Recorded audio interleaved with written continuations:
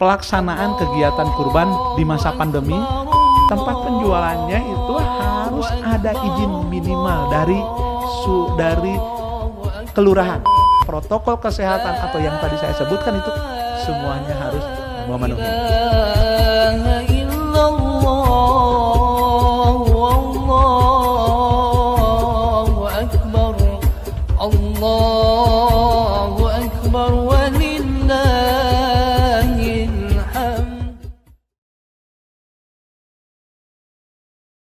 Assalamualaikum warahmatullahi wabarakatuh. Kembali lagi di channel Prokopim Kota Tasikmalaya dalam acara Prokes, Prokopim Podcast. Perkenalkan, saya Muhammad Arif Nur Fajriansyah. Pada kesempatan kali ini kita kedatangan tamu yang spesial. Beliau adalah Bapak Kadis Ketahanan Pangan, Pertanian, dan Perikanan, yaitu Bapak Haji Teddy Setiadi MPD. Assalamualaikum Bapak. Waalaikumsalam warahmatullahi wabarakatuh. Apa kabar hari ini Bapak? Alhamdulillah sehat dan mudah-mudahan kita harus selalu sehat. Amin ya rabbal alamin, tentunya dengan selalu menerapkan protokol kesehatan ya Bapak ya. Iya, tidak boleh tawar-menawar lagi, itu minimal itu ya. Mohon izin Bapak, boleh maskernya dibuka? Baik.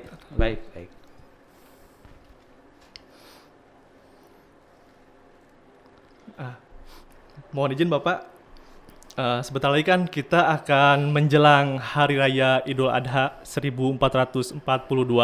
Ya.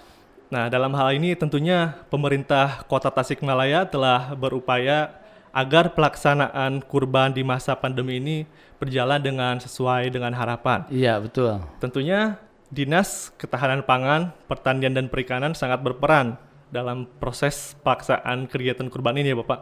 Iya, betul. Nah, bagaimana persiapan dari Dinas Ketahanan Pangan, Pertanian dan Perikanan dalam persiapan pelaksanaan Idul Kurban ini Bapak? Baik, siap. Assalamualaikum warahmatullahi wabarakatuh. Waalaikumsalam warahmatullahi wabarakatuh. Jadi begini, bahwa pelaksanaan kegiatan kurban dalam masa pandemi coronavirus disease ini ya, seperti halnya tahun-tahun sebelumnya, bahwa dinas kami itu selalu mempersiapkan ya, karena di dinas kami ada salah satu bidang yang namanya bidang peternakan. Sudah barang tentu ini ya, dinas kami ini harus berperan aktif dalam hal ini. Ini pada saat pelaksanaan kegiatan hewan kurban tahun ini gitunya, ada kita ini bagaimana upaya melakukan mitigasi risiko pelaksanaan kegiatan kurban ini ya. Nah, yang mendasarinya ini pada tahun ini itu yang pertama yaitu Peraturan Menteri Pertanian nomor 114 tahun 2014 tentang pemotongan hewan kurban. Kemudian yang kedua Surat Edaran Dirjen ya, nomor dari Dirjen Peternakan dan Kesehatan Hewan nomor 8017 tahun 2021 mengenai pelaksanaan kegiatan kurban di masa pandemi, dan yang terbaru nih ada Surat Edaran Menteri Agama nomor 17 tahun 2021 nih tentang intinya yaitu tentang petunjuk teknis pelaksanaan kurban ya di tahun ini. Dan yang terbaru juga ada ini keputusan Gubernur Jabar nomor 443 yaitu tentang protokol pemeriksaan penjualan dan penyembelihan hewan kurban selama masa pandemi. Nah, itu yang pertama ya, yang mendasarinya.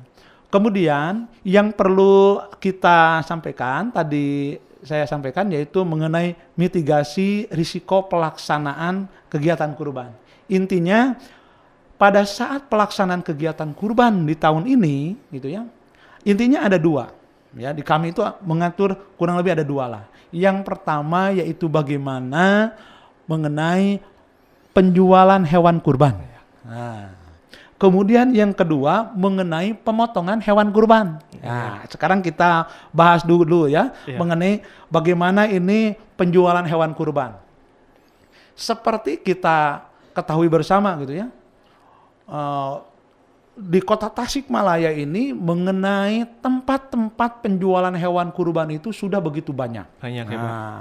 Dan kita perlu melakukan pengawasan. Kemudian juga kita perlu melakukan pembinaan ya kepada mereka. Iya. Ya. Kenapa? Karena apalagi pada tahun sekarang ini di situasi pandemi corona ini, maka ini harus diantaranya plusnya itu harus melaksanakan protokol kesehatan. Nah, salah satunya itu ya. Jadi apa sih yang harus dilakukan pada saat penjualan hewan kurban itu? Jadi begini nih. Jadi pada saat penjualan hewan kurban dulu nih. Iya. Pertama kita mengatur bagaimana yaitu jaga jarak fisik ya, social distancingnya. Dari mulai nih tempat penjualannya dulu nih. Tempat penjualannya itu harus ada izin minimal dari kelurahan, minimal dari kelurahan. Nah, karena kan jangan sampai setelah mereka melaksanakan membuka lapaknya, tapi ternyata masyarakat protes. Jadi harus ada izin dari minimal dari tingkat kelurahan. Kemudian yang kedua juga kita mengarahkan sebetulnya kepada masyarakat agar pembelian hewan kurban itu didorong atau dioptimalkan melalui teknologi daring. Teknologi daring atau dikoordinir oleh panitia. Pertanyaannya mungkin, apakah memang sudah ada gitu Pak? Oh banyak, ya banyak. Jadi diantaranya yang penawaran itu lewat daring. Ya, banyak juga saya lihat itu ya. Seperti contohnya di kami itu di DKM kami itu kita komunikasinya dulu dengan apa? Dengan WhatsApp gitu dengan media sosial ya. Salah satunya WhatsApp gitu. Tetapi tetap pada saat terjadi ini sudah tertarik, ini bagus, akhirnya kita tetap juga datang ke lokasi kan. Nah, pada saat ke lokasi harus bagaimana? Ya, semuanya harus melakukan protokol kesehatan. Itu ya. Kemudian juga kita lihat di tempat itu di lapaknya itu mengenai pengaturan tata cara penjualannya kita atur ya. Jangan sampai begini. Tempat penjualannya itu terlalu berdesak-desakan. Ya. Layoutnya kita ini kan. Kemudian yang kedua ya selain jaga jarak fisik, kemudian yang kedua itu penerapan higienis personalnya ya. Dari apa nih? Baik penjual, baik para pekerjanya, baik pembelinya itu semuanya diharapkan memakai APD. Tetapi yang dimaksud APD di sini bukan seperti tim Satgas Covid. Pakai hazmat bukan ya Pak? Bukan seperti itu ya Pak? Minimal yaitu memakai masker, memakai sarung tangan. Kemudian petugasnya itu sebaiknya memakai tangan panjang. Ya, tangan panjang. Kemudian yang kedua ada tempat cuci tangan, ya, yang lengkap dengan sabunnya, atau kalaupun tidak ada hand sanitizer, ya. Nah, itu yang kedua mengenai penerapan higienis personalnya. Yang ketiga yaitu mengenai apa?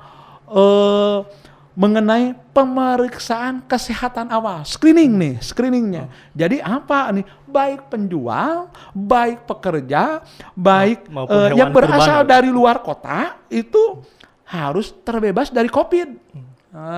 Kan ada juga yang penjual dari luar kota, pembeli dari luar kota, ada juga. Itu harus membawa surat, penjual dan pekerjanya harus membawa surat bebas COVID, ya. Antigen.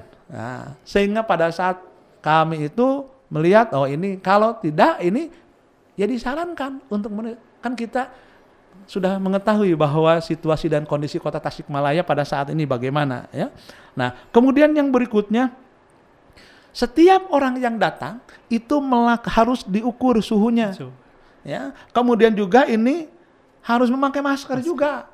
Pada saat masuk ke lapak harus cuci tangan juga, kan gitu kan? Ya. Kemudian kalau yang sakit dilarang masuk, ya disarankan dilarang masuk. Itu pemeriksaan kesehatan awalnya. Kemudian yang keempat mengenai penerapan higienis sanitasi, ya. Artinya apa? Artinya di sini selain ada tempat cuci tangan, hand sanitizer, ini baik di awal maupun di akhir. Ini misalnya pagi atau sore itu seyogianya ini tempatnya itu harus selalu dibersihkan. ya. Harus selalu higienis, Pak ya. Iya, harus higienis, sanitasinya harus bersih ya. Jangan sampai ada masih banyak kotorannya. Kan itu tidak nyaman. Iya. Ya, tidak baik bagi kesehatan.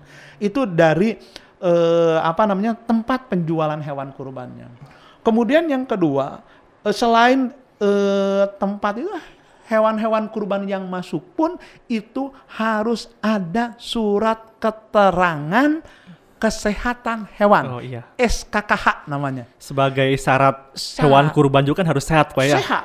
Tentunya Ya, harus diperiksa sehat. dulu kesehatan Ya. hewannya. Jadi kita memeriksa, ya, diperiksa ini, yaitu mengenai hewan itu. Kita mempergunakan termogan juga, ya.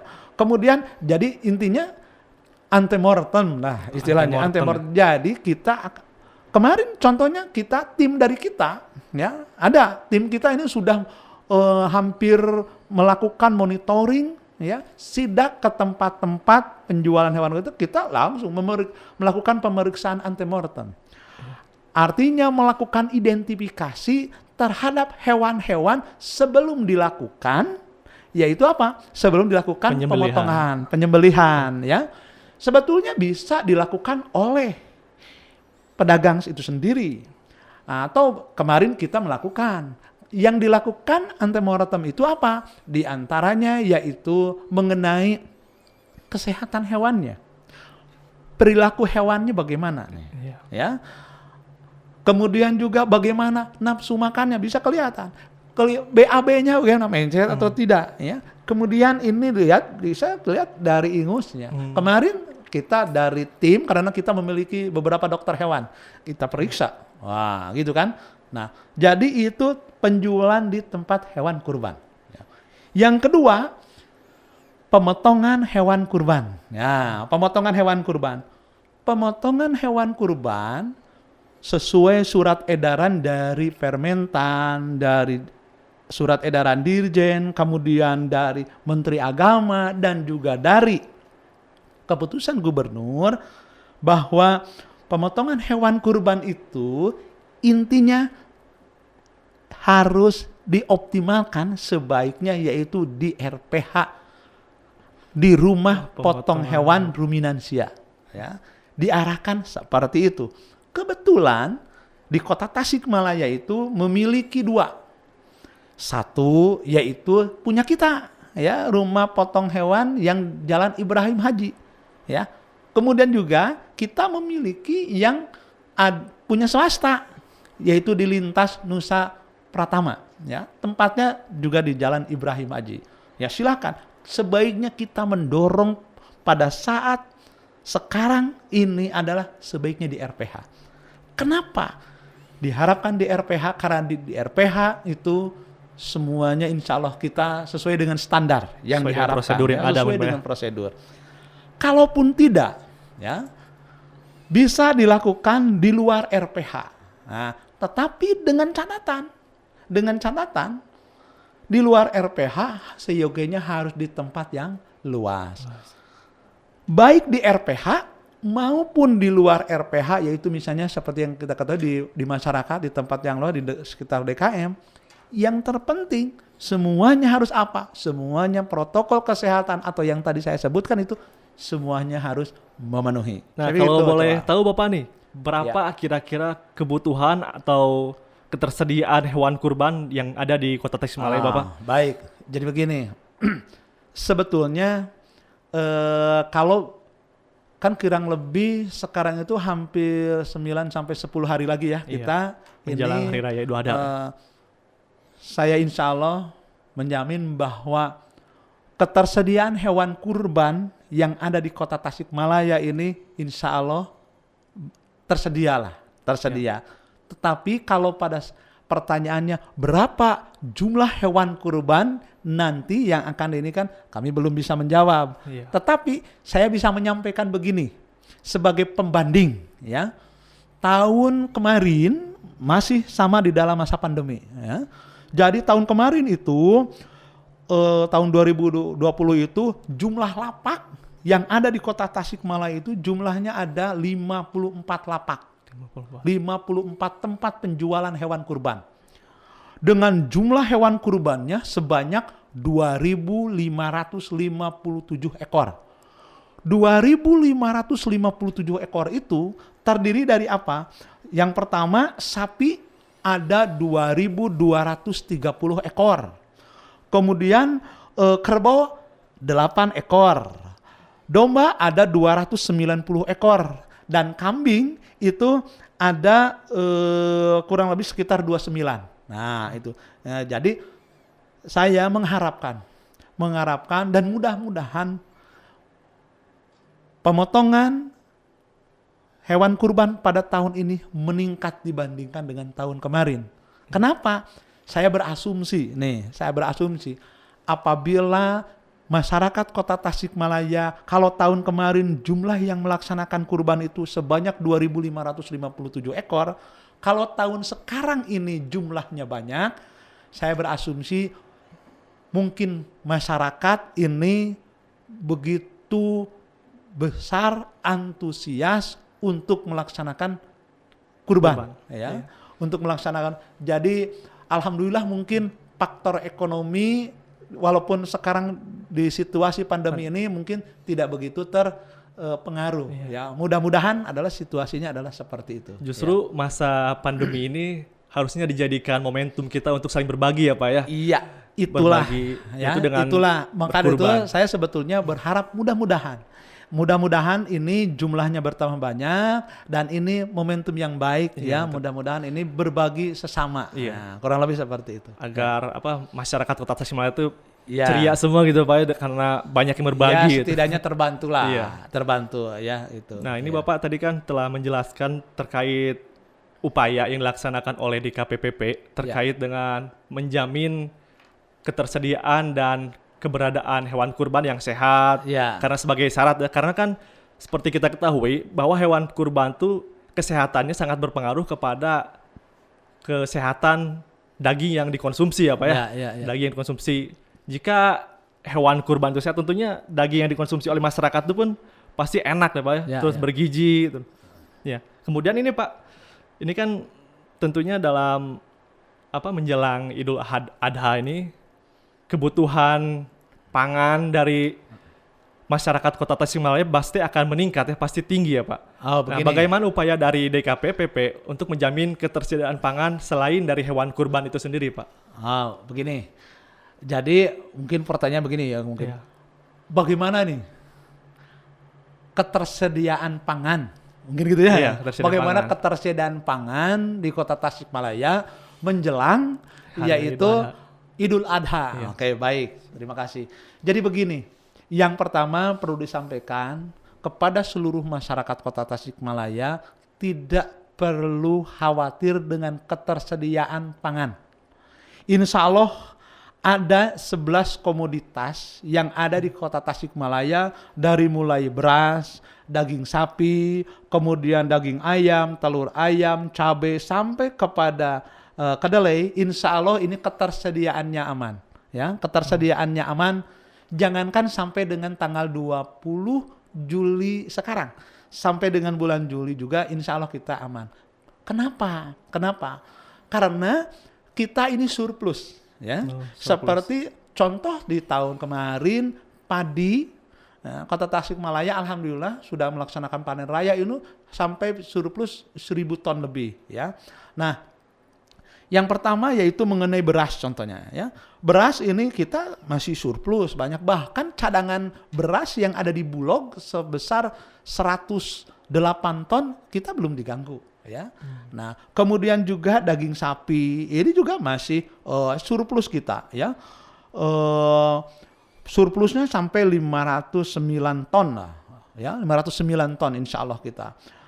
Jadi intinya jangan nggak perlu khawatir, tidak perlu sampai panik buying, ya. Perlu sampai panik buying. Jadi ini karena di Kota Tasikmalaya diberlakukan PPKM darurat ini, maka kita borong semua bahan-bahan makanan ini, nggak usah, ya, aman. Nah, yang perlu diwaspadai oleh kita yaitu kalau misalnya terjadi panik buying seperti itu, ya, kan khawatirnya nanti harga menjadi apa? Menjadi tinggi, jangan sampai. Insya Allah ini harga-harga yang ada ini masih kita terkendali. Kita adakan TPID, tim pengendali inflasi daerah, ya. Kita selalu melaksanakan monitoring. Ya. Seperti contohnya di bidang kami ada namanya bidang ketahanan pangan. Kemarin pada saat mau diberlakukan PPKM pada hari Sabtu kemarin tanggal 3, saya menginstruksikan kepada Kabid Ketahanan Pangan itu untuk melakukan sidak. Melakukan sidak kemana? Yaitu sidak ke pasar tradisional, Cikurubu, kemudian juga Pancasila, dan pasar modern, yaitu di Jogja, kemudian di Lotte, dan semuanya ketersediaannya insya Allah aman. Ya. Dengan catatan juga, jangan sampai, selain panik buying, jangan sampai ini mohon, jangan sampai ini pendistribusian misalnya dari luar ke dalam itu sampai terhambat, ya, sebab masih juga kan kita contohnya telur, walaupun kita telur ini yaitu surplus telur ayam ras itu sekitar 169 ton, ya, akan tetapi kan kita masih mendatangkan juga dari Blitar, ya, dari Blitar, masih dari Blitar, kita mendatangkan dari Blitar, ya. Jadi saya mengharapkan juga distribusi logistik, ya, pengangkutan logistik dari luar ke ini mudah-mudahan tidak ada hambatan. Tetapi saya monitor juga ini ternyata alhamdulillah ini semuanya lancar. Nah itu, ya. Insya Allah aman. Selain dari ketersediaan pangan tuh Pak ya, kalau dari segi perikanannya bagaimana itu Pak? Sama perikanan. Ya, dari mengenai perikanan juga ini, ya, bahwa kita di perikanan kemarin kita walaupun kemarin itu saya mendengar laporan dari Kabid Bidang Perikanan dan Kepala BBI itu bahwa jumlah ikan yang ada kita ini dibandingkan dengan tahun kemarin memang berkurang. Ya, kenapa? Karena yang pertama yaitu terutama pada saat curah hujan tinggi. Jadi kalau curah hujan tinggi maka air yang masuk ke kolam itu kan jadi sedikit keruh, ya. Jadi itu terpengaruh juga, ya itu ya. Ya, tetapi samalah mengenai perikanan juga ini kita dalam posisi aman, tidak perlu khawatir, ya. Ya, terima kasih banyak Bapak atas waktunya. Ya, jadi kesimpulannya mungkin selama pelaksanaan PPKM ini ada pembatasan-pembatasan terkait dengan persiapan pemotongan hewan, Pak ya. Di antara dari mulai penjualannya bagaimana, harus menerapkan protokol kesehatan. Kemudian yang kedua, ya pemerintah Kota Tasikmalaya juga telah menjamin ketersediaan pangan, baik itu hewan kurban maupun pangan-pangan lainnya, karena dalam kondisi aman dan terkendali ya Pak. Kemudian tentang penjualan hewan kurban yang beredar di masyarakat juga, pemerintah Kota Tasikmalaya menjamin ya Pak, karena DKPP ini telah melakukan pengecekan kesehatan hewan kurban bagaimana. Jadi masyarakat Kota Tasikmalaya tidak perlu khawatir dengan adanya peredaran hewan kurban di pasaran tuh sudah dalam kondisi sehat dan siap disembelih, Pak ya. Iya. Jadi kemarin juga kita pada saat pemeriksaan hewan kurban antemortem, kalau hewan yang sehat itu kita kasih label sehat. Oh, label sehat, Pak ya. Jadi kami mengharapkan kepada masyarakat sebaiknya membeli hewan kurban itu yang sudah ada label sehatnya. Oh, ada label sehatnya Pak ya, sudah ditandai. Kemudian lebih jauh lagi nanti pada saat pemotongan hewan kurban, tim kami itu melakukan apa? Melakukan pemeriksaan juga, identifikasi yang namanya postmortem gitu ya. Kepada hewan-hewan yang kalau tadi sebelum hewan kurban disembelih ya. Kalau nanti itu setelah hewan kurban kita identifikasi, kita bandingkan ya. Jangan-jangan ternyata yaitu hasilnya tidak sesuai.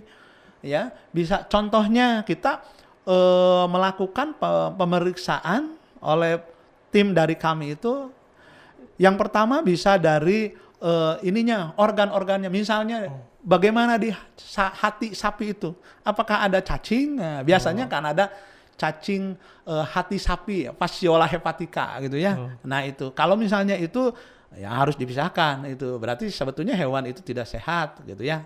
Berarti selain dari sebelum Sebelum penyembelihan pembunuhan. dilakukan pengecekan yang namanya antemortem. Ya. Kemudian setelah penyembelihan juga ada pengecekan lagi yang namanya postmortem ya Pak. Postmortem. Iya, iya. Dan untuk memastikan kondisi Hewan dan dagingnya tuh dalam keadaan sehat iya, dan siap dikonsumsi ya Pak. betul, siap dikonsumsi. Jangan sampai nanti kan ternyata hati sapinya itu adalah banyak cacingnya, banyak fasciola hepatica istilahnya.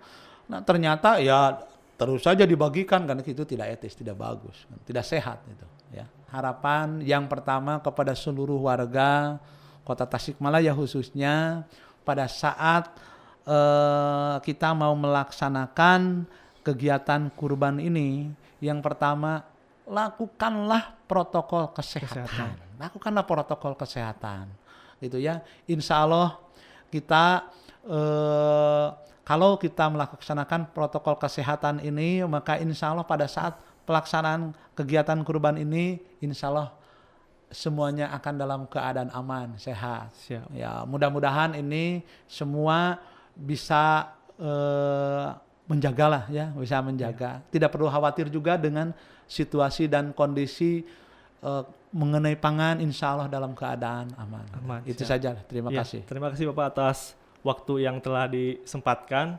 Mudah-mudahan apa yang disampaikan oleh Bapak menjadi manfaat untuk kita semua, khususnya masyarakat Kota Tasikmalaya. Demikian acara Prokes Prokopim Podcast hari ini.